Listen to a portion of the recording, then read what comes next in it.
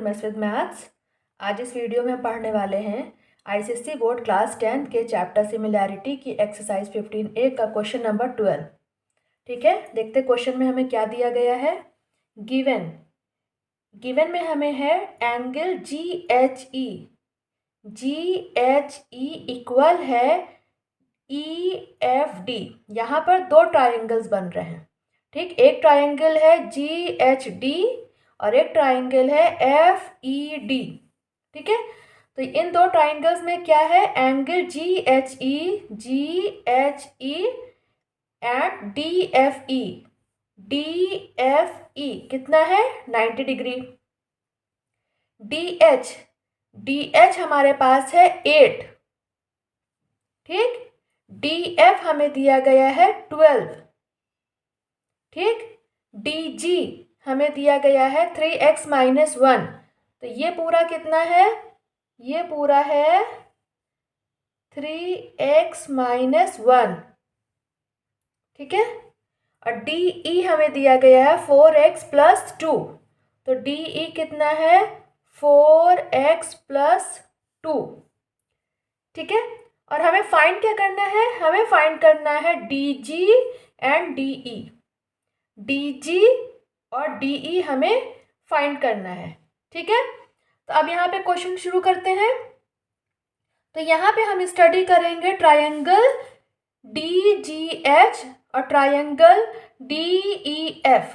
तो हम लेंगे in triangle DGH and triangle DEF।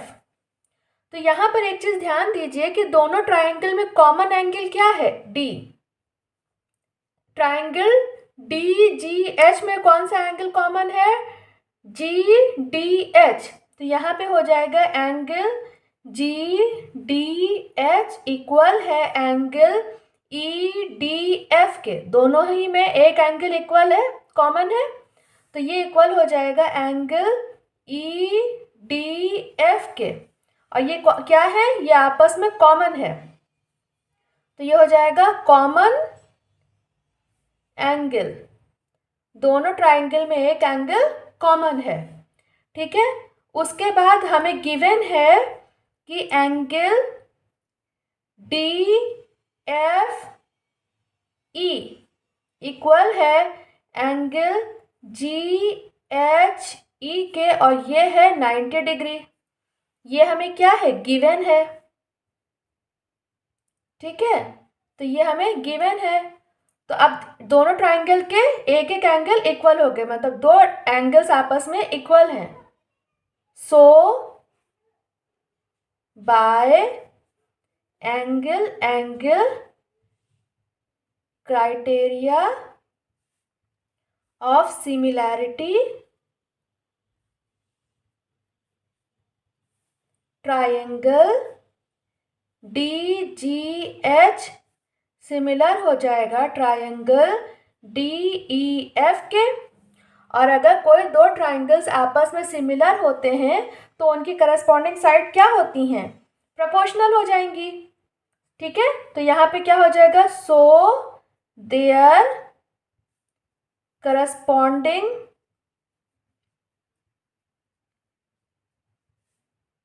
sides would be proportional।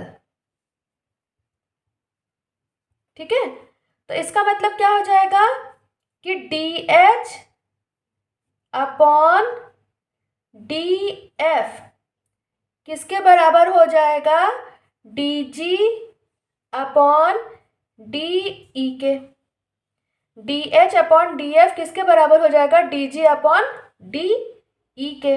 तो DH हमें कितना दिया है, DH हमारे पास है 8, तो ये हो जाएगा 8 अपॉन DF कितना है 12, और ये DG हमारे पास कितना है 3x - 1, और DE कितना है 4x + 2। ठीक है, अब इसको हमें आपस में सॉल्व करना है। तो सबसे पहले ये क्या हो जाएगा, 4 × 2 = 8, 4 × 3 = 12। तो इसको हम ये लिख सकते हैं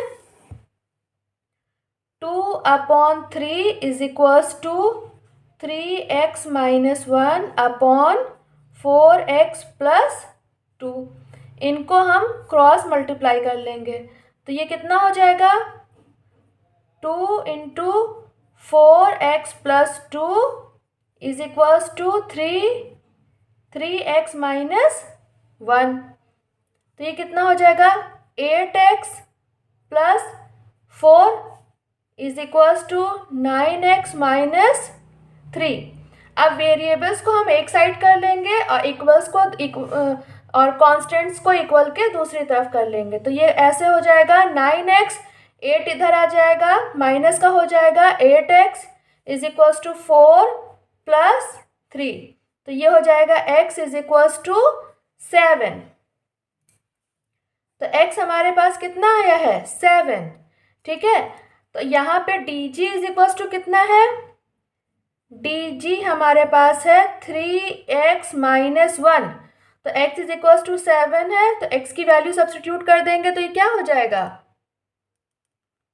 ये हो जाएगा 3 इंटू 7 माइनस 1 दैट इज 7 3 ज़ा 21 minus 1।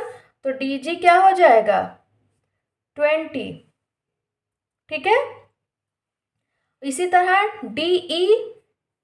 DE is equals to हो जाएगा 4x प्लस 2।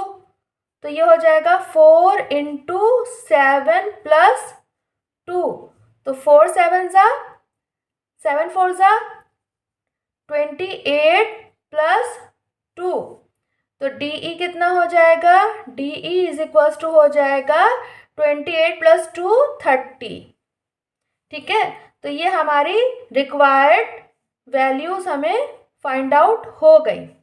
DG हमारे पास आया है 20 और DE हमारे पास आया है 30। उम्मीद करती हूँ कि आपको एक्सप्लेनेशन अच्छे से समझ में आया होगा। ठीक, अगर आपको किसी भी तरह की कोई क्वेरी है तो प्लीज़ मुझे कमेंट में बताइए, मैं उसे रिजॉल्व करने की पूरी कोशिश करूँगी। अगर आपको वीडियो अच्छा लगा है तो प्लीज़ इस वीडियो को लाइक कीजिए, मेरे चैनल मेस विद मैथ्स को सब्सक्राइब कीजिए और ज़्यादा से ज़्यादा शेयर कीजिए। आप मुझे इंस्टाग्राम पर भी फॉलो कर सकते हैं, मेरी इंस्टाग्राम आईडी है mess with maths. Thank you.